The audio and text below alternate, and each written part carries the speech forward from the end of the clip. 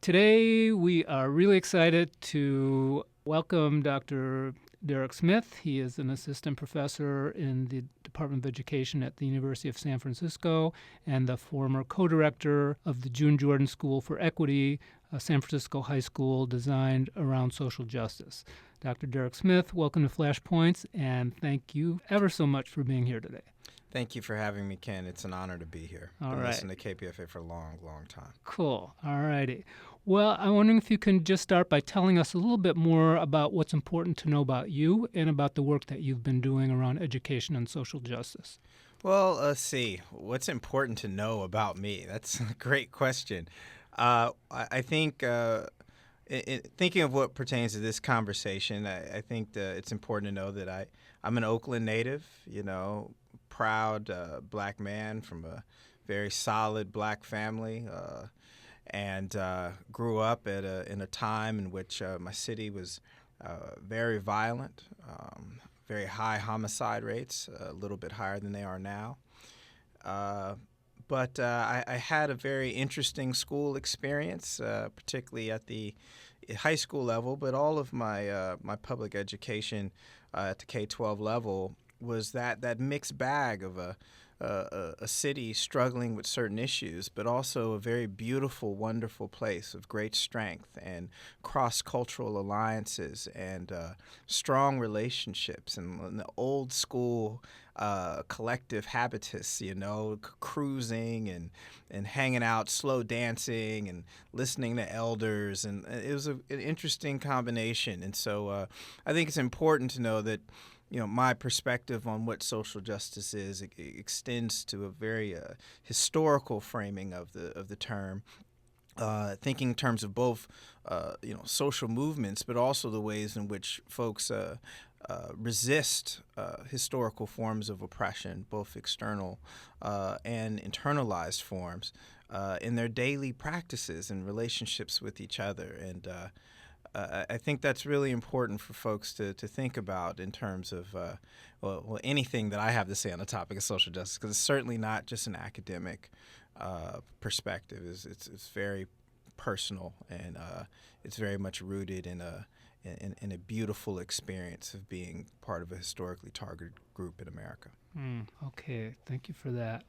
So our main focus today is to explore the purposes and the paradigms and examples around, on the one hand, what the dominant narrative is right now around what's right and wrong with education and the kinds of solutions that are being proposed, and to contrast that to what a social justice paradigm might be for education.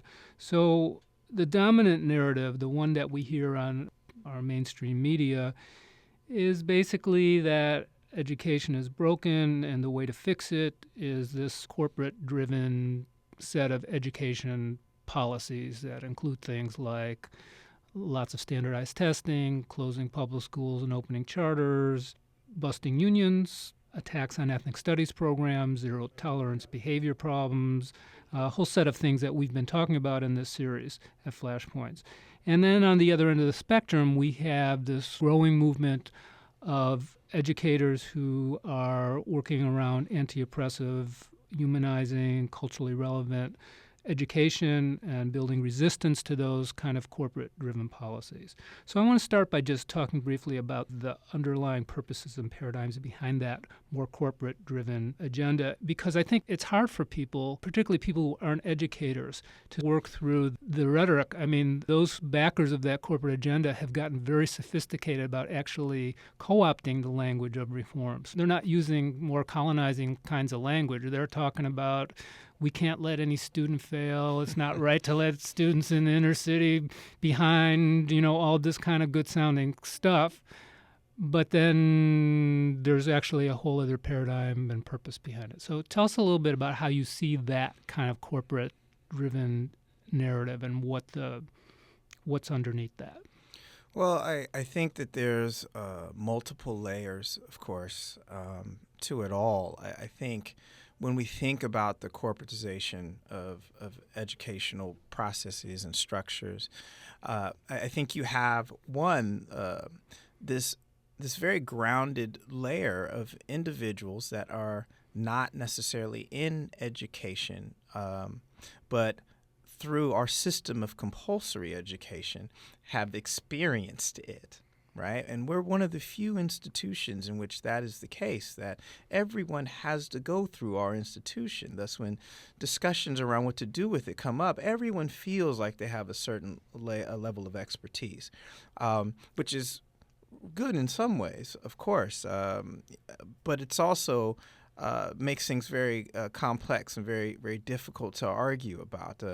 You'd be hard pressed to see a Wall Street investor or a Wells Fargo executive or even an IT exec take direction from a third grade teacher because the third grade teacher uses a computer or has a bank account, right?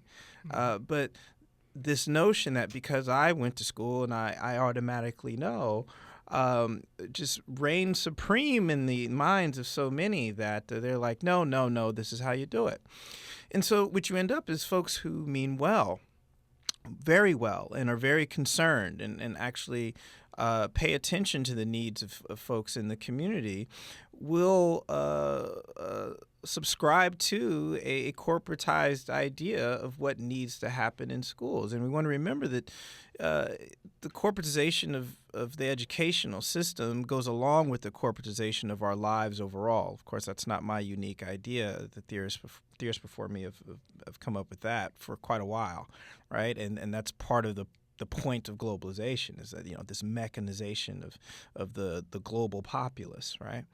And so situated in that, you end up with this normalization of a corporatized mechanistic worldview to kind of supplant what we might recognize as a more humane and humanized or a viewpoint concerned with humanization. And the two get kind of confused, and so that humanization becomes corporatization. And so we create good humans by making them competitive humans. We create good humans by inserting necessary data into those humans, and that becomes a good, productive human, right? And so in that way, you can have folks that feel very, very grounded and concerned about children and concerned about human well-being, advocating for corporatized or ideas and the corporatization of education and the mechanization of students. So I guess when you think of it that way, it's not necessarily everyone that endorses these ideas of this constant numerical assessment of student progress, this numerical assessment of teacher quality, these very so-called objective ways of assessing educational progress. Well, what they're thinking of is that they do that often in their own lives, so they're doing that with education as well. Now, in terms of large corporations, and this could be anything from the large food and agribusiness corporations that make money in our school cafeterias and in the vending machines, down to smaller but no less significant companies that go around the country trying to establish their particular charter model. I'm not anti-charter. I'm critical of all charters, just as I am critical of all non-charters.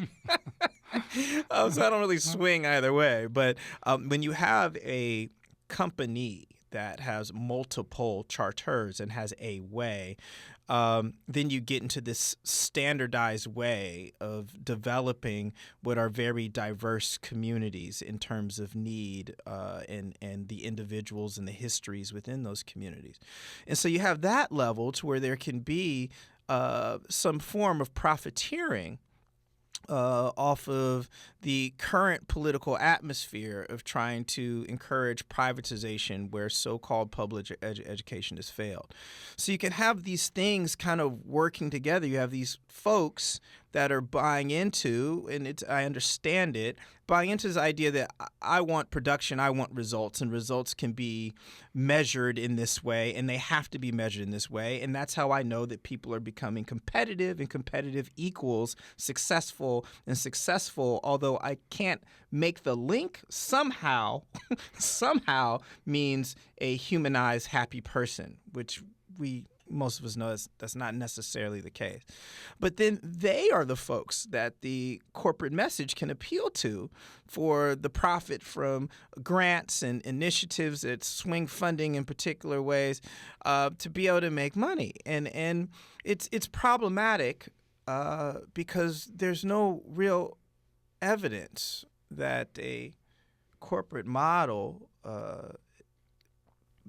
matches well with a imperative for improved human well-being. Mm-hmm. So let's contrast that to a social justice paradigm. And obviously there are many social justice paradigms, but generally speaking, how is that different? What is a social justice education trying to accomplish? If the corporate is sort of defining success by success on a very narrow set of standards measured on a test, what is it that a social justice education is trying to accomplish?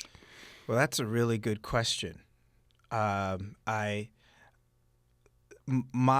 current work at the university and my work for some time, even when I was running the Triumph program at Oakland Tech High School for about a decade, it was what we now call a social justice program. Back then, it was a youth empowerment, youth development program, whatever you want to call it. So one, I think that there's, and this might sound a little strange, but just bear with me, because I am strange. So one thing is, if we have this corporate model, you are trying to produce particular numbers. Those numbers represent a certain type of results, which then represents success. Okay, we add success by the numbers, and then we can calculate it and say, this is how good we are. Well, that model has been flourishing for at least 4 to 5 centuries.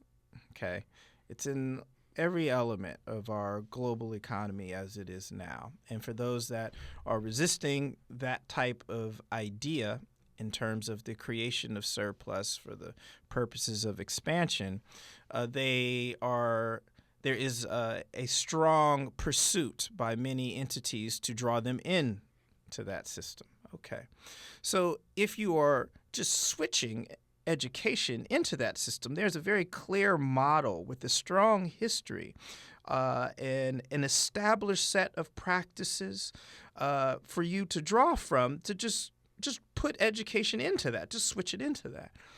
Social justice is different.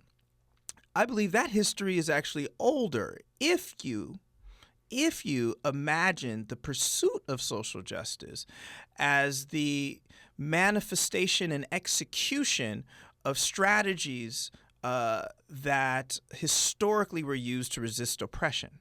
Okay, now that's a very particular way of framing social justice. That is not how social justice is currently discussed in education. Social justice, as it is in education, is discussed as fairness and equity, access to resources, and for many, the attempt to close achievement and discipline gaps. Okay, that is a state of being, that is a goal, that is a place in which folks would like to be. And they stretch out of that place, a place of fairness, a place of equity, practices that people loosely believe will get us there. Okay. See, in that, you're not referring to a particular model. You're referring to particular ideas. But the models exist in historical social movements to reach that goal of social justice.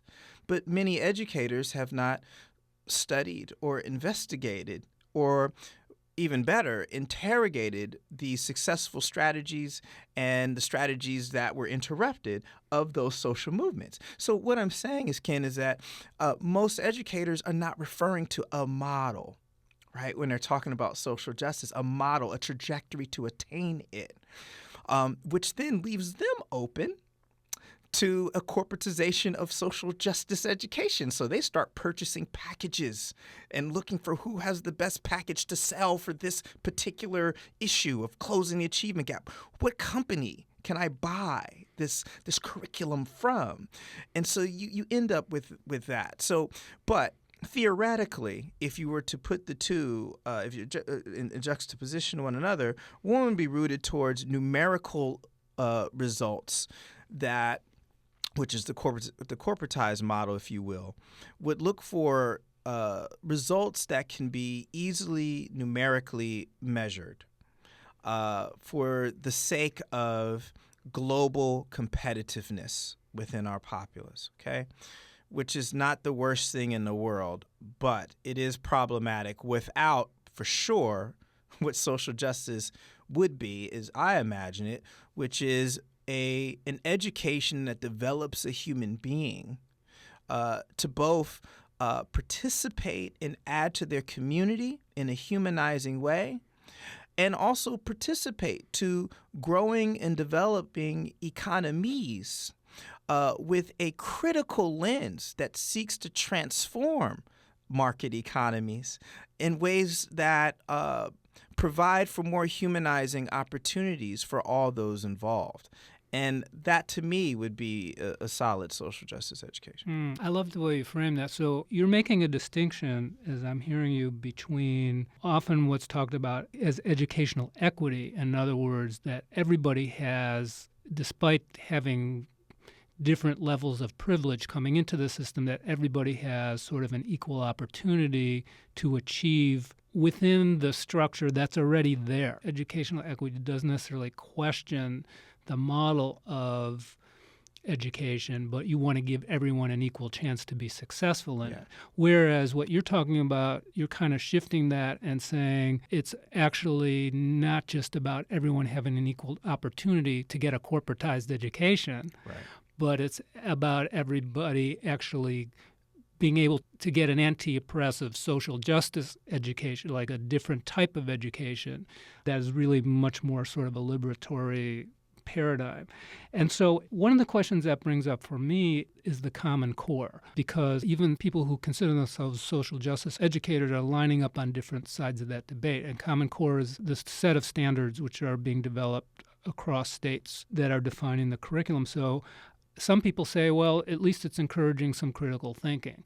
But that's a little different than maybe what other people talk about when they talk about critical pedagogy and really anti-oppression pedagogy. Do you see Common Core as a step in the right direction, or is it actually a step deeper into a corporatized, standardized approach? Yeah, I think that's a great question. And before I say that, I do want to just go back to the last point that I believe that social justice educators are doing more than educators that are simply interested in equal or equitable access, right?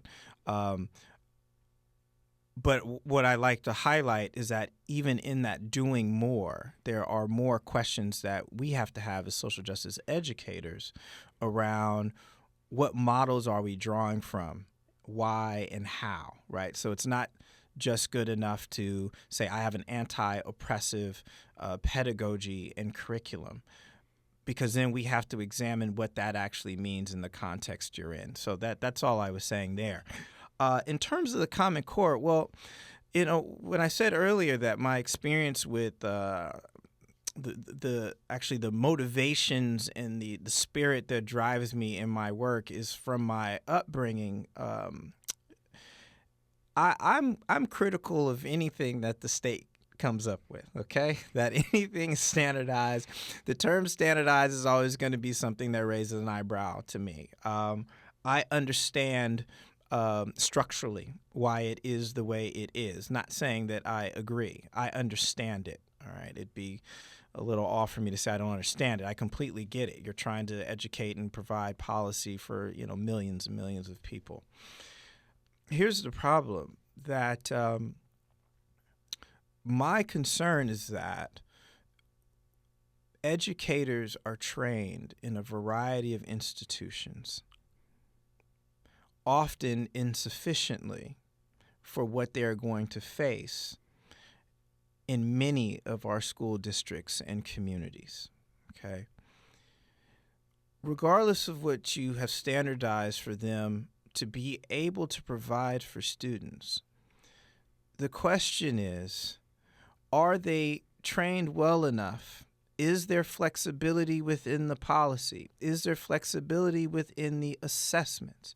Is there support on the school site campuses in terms of curricular support, in terms of support regarding their practice, in terms of disciplinary support, in terms of professional growth overall, within the context of those standards and assessments, right?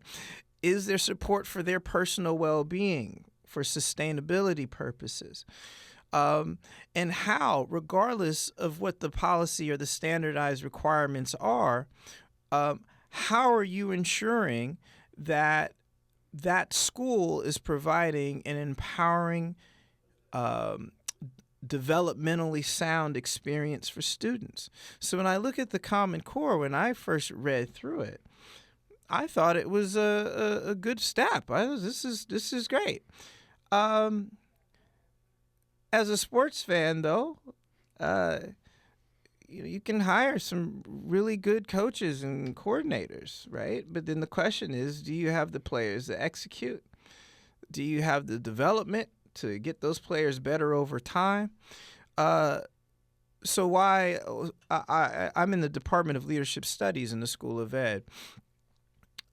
My job, I believe, in preparing administrators is to look into those questions.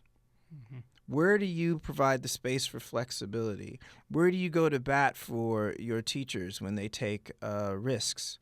How do we support folks in navigating this standardized set of requirements in a highly diverse state with highly diverse communities? So that's always my response to questions around the Common Core, because the Common Core could disappear in a decade or so, and then we're on to something new, and folks are answering the same questions. And in the end, the question is, and this is for me, too, as a former administrator, what are we doing at our site? Why? Right? Mm-hmm. How do we do that in response to the needs, not just the current needs of the students we see, but the needs of the communities that we serve? And are we prepared to do this, and how do we get better at doing it? And that, for me, is always my priority. And that's part of me being a Black Oakland native as well, that, mm-hmm. I don't wait for the state to give me instructions on how to deal with my folks. Mm-hmm. All right. Thank you for that. We're speaking with Dr. Darrick Smith. He is an assistant professor in the School of Education at USF. And Darrick, I wanted to actually segue into helping our listeners get a picture a little more of what some of the ideas you're talking about might look like in practice. So, if we were to walk into either an ideal school or actually a school like let's say June Jordan, what would we actually see, feel, hear that would be different than most of us experienced in our own public school or whatever school education that we had? That's one of my favorite questions, right? I'd love that. So let me start by saying that if we're thinking in terms of social justice, if we're thinking in terms of the pursuit of having a humanizing environment, the affirmation, as Freire would say, the affirmation of people as human beings, right, with great capacity and great potential to alter the world, right, in their own condition. Okay, if we view that, okay, then many of us have already had this and have had this in schools for many, many decades. Okay, it is not new. It's an old paradigm of resisting subjugation and suffering that has existed in communities and it predates schools. Okay? So we've had this with individual teachers. It doesn't matter if you're educated in the 50s, if you're educated in the 40s, you're educated in the 60s. It doesn't matter. Individual teachers have come to this field for generations, all right, with that core goal of I want to aid in the development of someone's life for their own purposes. And that doesn't have to exist within a national or statewide or localized movement for social justice. That's what people come to be educators for, right? So we've had that. So if you come into a school or a classroom in which someone is advocating for or practicing in, really, a social justice educational model or pedagogy, what you should see are a few critical, to me, very simple things, right? Simple when you think outside the box, I guess, but it's pretty simple. So one, you should see curriculum that is rooted in the idea that every concept, every fact, every method, every point of analysis should somehow be rooted back to that student's communal experience, either present day or historically, all right? This doesn't require, and I want to be clear about this, this is not some idea to where you have to have black teachers teaching black kids and Latino teachers. This is an educational thing, right? I saw a great teacher in the North Bay, so just not that long ago, a few years ago, and what she does with her class, and this is a science class, is that she turns her classroom every year into a crime scene investigation with yellow tape and, the chalk and the whole deal. All right. Now, in this particular area, there's not a lot of murders in this particular area. Okay. But there is crime. And there are students that watch crime shows, right? And their parents, it's a popular American media phenomenon, crime shows. But it's interactive. So you have students not just thinking about, how do I do this murder scene, but then you can take that lesson and actually talk about homicide rates, right? Talk about those who survive a violent crime and what happens to their body. You can get in discussions around PTSD and trauma and have students reflecting on family members and folks in the neighborhood and friends and et cetera that's gone through this, okay? And then ask this question now, okay? What might be done to ease this suffering? What might be done to prevent these acts, okay? A collective department could even work together, or cross-departmental collaborations between, this is what, I know June Jordan did this a lot, June Jordan School for Equity. Humanities working with science, and then humanities can actually follow up with literature on the history of homicide rates and suffering and crime rates. And you can have an entire school working in this way. And it doesn't have to be a radical school. You're taking time to say what is happening and what has happened in this community. And my subject matter is not a subject matter that is located solely in the academy. It's a subject about the world. So it would be strange to not have a curriculum that is not pinpointing historical elements of the social experience within the community or present day experiences and connecting complex, and I want to be clear about this, Ken, this is not simplification, complex ideas and complex arrangements of that subject matter and presenting them in complex ways to students. It's much easier to do that when the material is culturally, politically, socially, and personally relevant. You can get more and more complex to where at any point, as we did in the Triumph program in Oakland, it's not that difficult then to bring upper division collegiate level material to 9th and 10th grade students in an urban, inner city, or historically oppressed environment if the relevance is there, okay? The second piece to this which is what many schools skip, even when they have the complex curriculum, is the social behavioral disciplinary environment. Let me say this perfectly clear, because I don't even want to be, I don't want to equivocate this in any way. I want to be very clear, okay? You cannot claim to have a school interested in social justice if that social justice equals the humanization of students. You can't have that claim if students are allowed to degrade, dehumanize, assault, either verbally or physically or otherwise, electronically, in your school.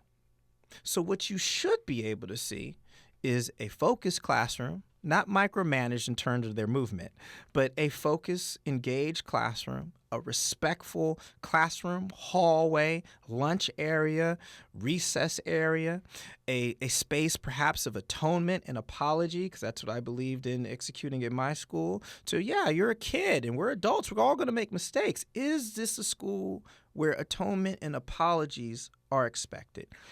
Are there clear boundaries to where temporary exclusion is executed, meaning that I do believe in suspensions at the middle and high school level. I believe you shouldn't have excessive suspensions at the elementary school level. I think you're doing something wrong if you have to suspend elementary school kids, at least a lot of them. But at the middle school and high school level, I believe you must have temporary exclusion because that helps to establish the sanctity of the space.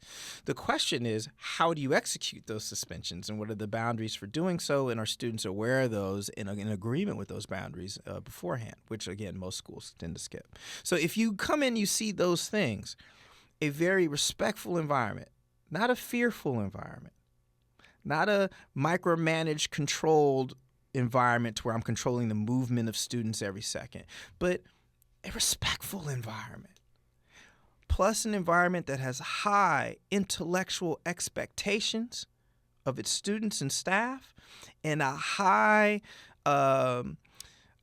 set of expectations for the complexity and the relevance of the content provided. I think if you can have those combinations, you'll have a pretty solid school with a social justice emphasis. Beautifully said. Thank you for that. I want to follow up on what you were talking about around the behavioral and discipline practices of schools. And this is just something you hear all the time in schools, teachers putting a lot of the blame on students, saying, you know, I really do care about the kids and I have this really dynamic curriculum and I can never get to it because I have these students who, you know, won't do X, Y, and Z and just are disrupting the class. And you know, I don't really want to be punitive, but they're getting in the way of everybody learning. I mean, you hear that stuff all the time in schools.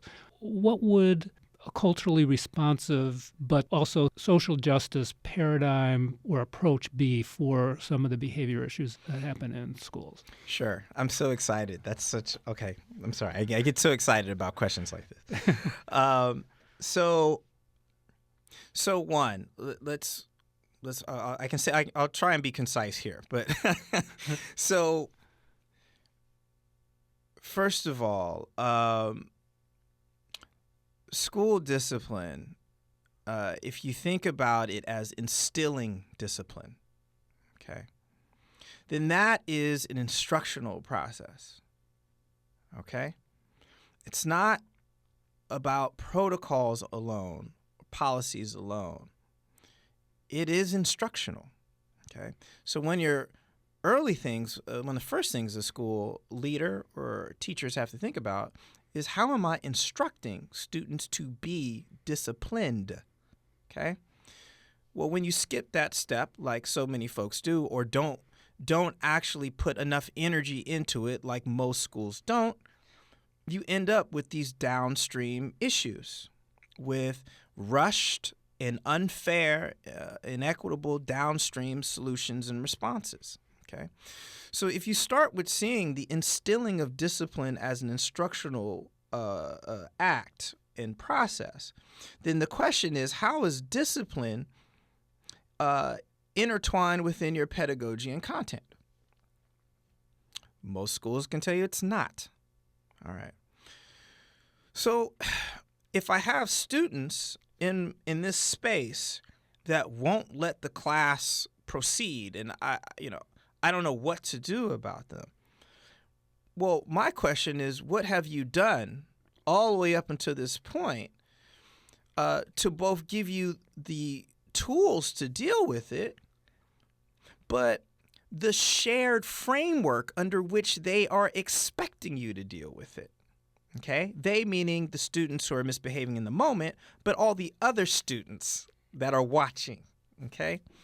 So these are steps, Ken, that most schools skip completely. Okay?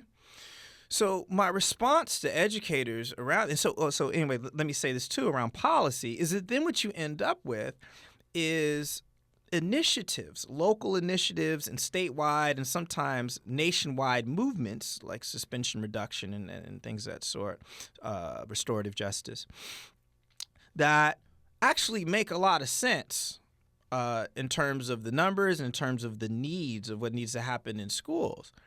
But they're implemented in ways to address downstream outcomes of a failed instructional process, okay, which creates a mess. See, because those things, suspension reduction is needed. The discipline gap is not about the number of suspensions. It's about the disproportionate number of suspensions of Black and Latino students, okay? Reducing suspensions overall does not address that gap, see? So if you put suspension reduction in the context of a process that is seeking to reduce disproportionality, then it makes more sense, okay? Restorative justice, okay?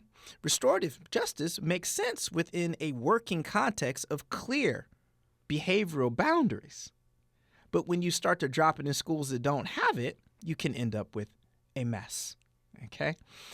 So in that, what I advocate for, what I train students on, what I consult to districts on, is this notion of how do you ingrain the instilling of discipline in your overall idea of progressive or social justice schooling, which is not, folks don't do it. And let me tell you exactly what it looks like, because I know, those of us who talk a lot and think a lot, it's like, oh, that's very theoretical. You always get that from people. Well, that's a great theory. Well, look, I don't think of theories without thinking of how you do it. Okay, so I tell you the theory because you can't do it without the theory. That's the whole point. That's what we see in schools. People are like, oh, we're reducing suspensions. How? Why? Tell me the theory behind that. They don't have one. This is why they... Okay, so sorry. So here's the point, Ken. This is what it looks like. 1, in the beginning of the school year, do your students know the discipline code of the school? Do they know what they're definitely going to get suspended for and what they might get suspended for and exactly why? And not why in terms of the California Ed Code, but why in terms of a social justice ideology and a community need for strong, empowered individuals. See, that's the context of why, okay? Not the Ed Code, okay? An example would be you get suspended for possession of marijuana here. Okay? If you smell like marijuana, you'll have a chance to have somebody from home bring you clothes, or we'll put you in some school sweats or T-shirts that say the school's name on it. If you can't do that, I will send you home. You will be suspended for a day under suspicion for being under the influence. Okay? Do you understand why? So your students will be like, nah, I don't see why that's a big deal. If I smell like it? Okay, so 1, we're a school that cannot smell like mind-altering substances because we are a school that is designed to develop your mind in its sober state. Okay? That's number 1. Number 2, students cannot be in possession of marijuana because marijuana in our state is a black market item to be sold or something to be sold with particular certification and permits. Meaning that if it gets out that the community knows that there are kids walking around with contraband, that we're open for trespassers and you're open to get robbed. Okay? It's a safety threat in addition to challenge to our ideology as a developmental space. Do you understand that? Usually students would be like, yeah, we get that. Therefore, you'll be suspended for that. Okay? All right. That's the type of dialogue you have school-wide. This is what you use the early assemblies for, to go over why your discipline code is community responsive and culturally relevant. You get what I mean? Most schools don't do this. Okay. So once you do that, okay, now there's the execution. Okay.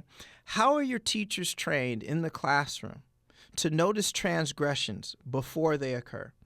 How are they trained and supported to intervene upon transgressions as they occur? That's a question for professional development. It's a question for teacher instructional support.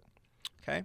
How is security trained to interact with students? Is your security plan designed to prevent things or to put out fires? Okay. It's another question. I'm not going to, I'm trying to be concise, so I'm just going to go down the line here. Then in terms of curriculum, does your English class, social studies, science classes, okay, are they covering this idea of how to be a thinker, a scientist, a historian? When you think of football, right, you have coaches, right, at the high school level, at pee-wee level. They might put their kids on the bus in shirts and ties. This is how we are as a team. This is what it means to be a football player, okay? Your question is, do your teachers talk about what it means to be a scientist? Do they talk about what it means to be a historian?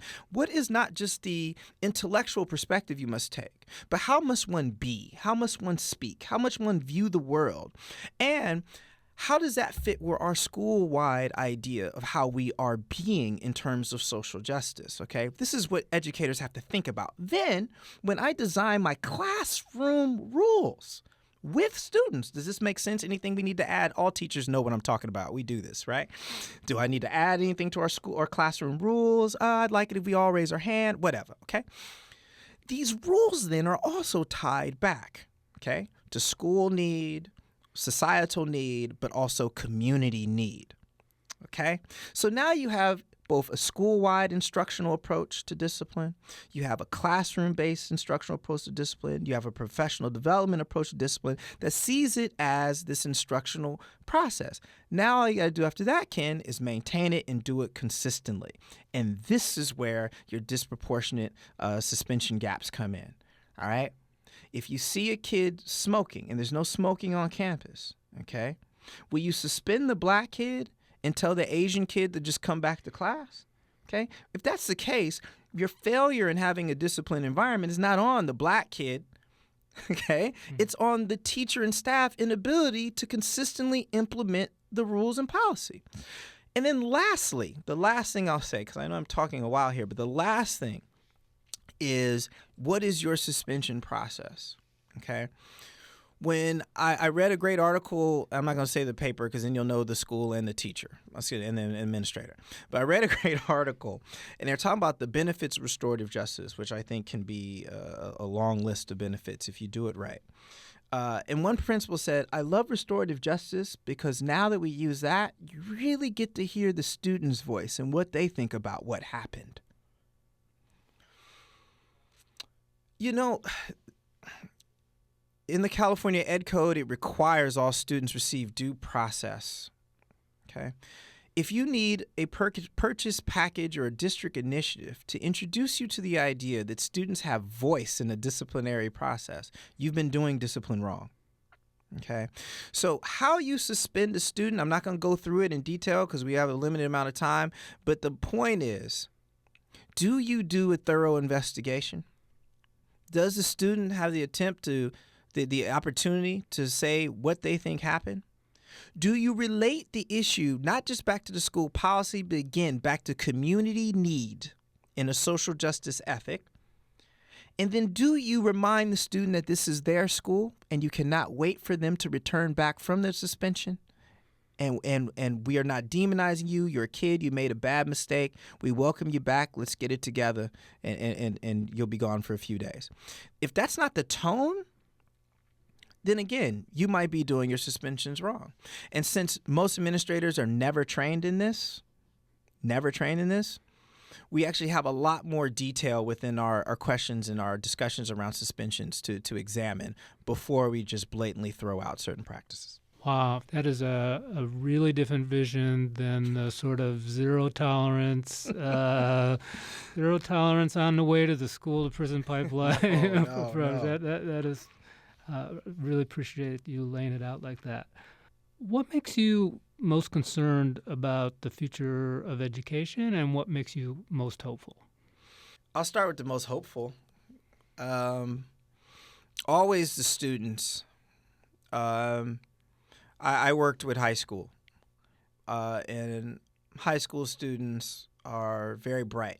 Some people make the comment, "Oh, they're smarter than what I was." I wouldn't say that, but I would say that there's something wonderful about the teenage mind and where it is developmentally to be pushing boundaries, trying to establish the identity. That it's a very mutable, contrary to the belief of some of my colleagues that are in primary ed, because I'm scared to death of elementary school. But it's still it's a very mutable space. I think our elementary folks have a much better opportunity to kind of shape the minds, but it's a mutable space, and that's what makes me hopeful. That and then two, that there are tons and tons of educators, not just here but around the world, that have that lens of let's do this right, let's do this well, right? Let's respect the student's capacity, let's respect the family's history, let's challenge the student, not dumb it down, not give them excuses, but lovingly and supportively and with flexibility challenge them. And that's what gives me a lot of hope, because there's always wonderful, wonderful people in every school I've ever seen trying to do this right and doing it very well. What worries me is, one, students have more access to the world than ever before with the use of the internet and all the technological gadgets that make it accessible. And that makes me believe that their filter needs to be more and more developed earlier. And given the way our educational system is going in kind of like this mechanizing of students, I don't think it's doing that. But because it is, and this is in many ways a very good thing, because it is providing many students with technological skills and the ability to utilize tools, it's giving this impression that they are somehow smarter because they have more technical savvy. And that provides this illusion that they may know more, but they have technical savvy, possibly without a lot of social awareness and sophistication. And that's dangerous, right? So you'll have arrogance with ignorance, which to me is the most dangerous thing ever, right? To me, right? And you'll see this not just in students at the K-12 level. You see this in young teachers. You'll see this in the educational field. People like, well, I know my curriculum's tight. I know I'm a great teacher. Like, what is this coming from? Like this isn't Merrill Lynch. You're not working for Microsoft or Apple or Genentech or whatever here. Okay, this is an art form. This art predates companies, right? It's the role of the educator. The ballet instructor, the martial arts, the sensei, the sifu. All right, you can't have arrogance in this. We're only as good as we contribute to their lives in a positive way. And quite frankly, we don't know that until they're like 30. We have no idea. They don't even know, right? It's a developmental process. So our true data, and this is not to dismiss solid data on GPA and graduation. I'm for all that. But the truest data is that when that youngster is an adult, if they look back and say, you know what? My life is better because I learned that.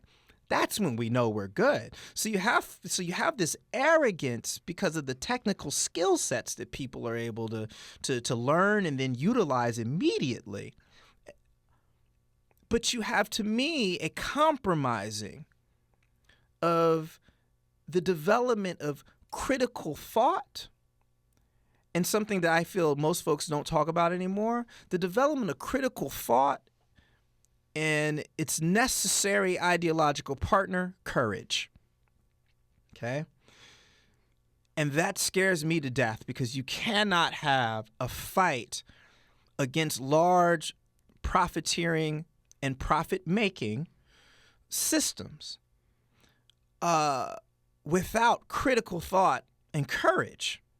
You can only be a great executing tool of that system with the technical skills. And that's what you're saying. We're repeating these conversations around race and repeating conversations around gender, and people still don't understand that the poor don't want to be poor. I mean, you get this. I mean, this is old stuff. And then professors like myself and other, we're having these conversations and writing about stuff again, and we're citing our predecessors from 1950, 1970, because they already said it, right? So not to get into the matrix here, but just to say that that's my concern, okay? That throwing out arts and throwing out music and right, and focusing on just the core, reading and math and science and all that, you're taking out these elements of study that encourage the creativity that spawns this critical thought and the courage to confront those entities. And combining that with technical skill is awesome, but the technical skill alone is very scary. Nicely said. Is there anything else you want to address that I haven't asked about? Well, no, you asked me all the best questions ever. That's good. I'm just making the space for it. No, I appreciate it. I want to throw in a quick disclaimer, because I didn't do it in the beginning. I speak with what folks call passion. But I, where I grew up. I mentioned it a couple of times. I mean, here in the Bay Area, East Bay, definitely in Oakland, you grow up with people from all ethnic backgrounds that talk with passion. It's not and so because I'm black male, I'm proud of it. Sometimes I can sound like angry and et cetera. So it's always important to note that there is some anger, because I think anger is more than reasonable. It's showing my human connection to what's happening.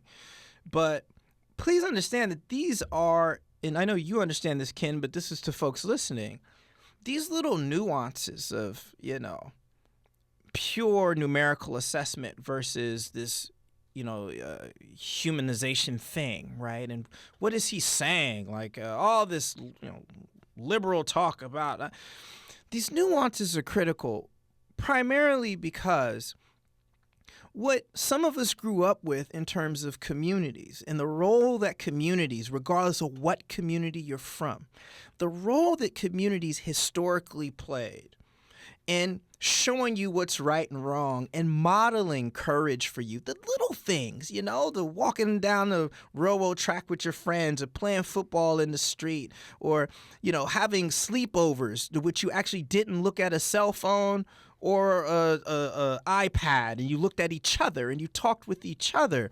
Those things seem like, oh yeah, that's the past. Let's not romanticize the past. No, certainly not. But sociologically, all right, in terms of psychological and emotional development, direct contact and communication with human beings is an instructional experience. Okay, look at your children. Look at your families, okay? And look at the rate at which folks actually talk face to face, touch, look at each other's eyes, learn the body language of communication versus putting iPads in the hands of 5-year-olds and 4-year-olds, okay? This is not to dismiss the beautiful opportunities in technology, but this is to draw attention to what schooling has to compensate for if we're interested in preparing humanized, critical thinking, good individuals that can change the world for the better, okay? So these nuances may sound like, what's the big deal? But what we're trying to do is say that if these pressures to be engaged in technology and to be at work all day are large, economically coercive, systemic pressures that many of us are having trouble navigating. I'm saying that us in the educational field who have sworn either overtly or interpersonally or emotionally some oath to participate in this centuries-old practice of developing people, we have to stand somewhere on this spectrum and decide whether or not we're interested in just creating individuals that can make money or humanizing folks to see the beauty of life in absence and separate from technology as well. And I believe that that's what this struggle is. It is not to eliminate technology. It's not to get rid of data and assessment on numerical terms. It's not about that at all. It's about the balance, and it's about staying committed to developing a person that at 28, at 35, at 42 can look at a document come across their desk that pits profit against human well-being, and knowing that they will make the right and courageous decision and take the risk. That's what this struggle is about. And that's all I suggest that educators keep in mind when they go to work. That is deep. Our guest today has been Dr. Darrick Smith, assistant professor at USF at the School of Education. And I just really want to thank you for sharing your wisdom, your insight, your passion, and your inspiration with all of us today. No, thank you, Ken. It was a total honor. I will continue to listen religiously to the KPFA. So I'm honored. Thanks for having me. All right.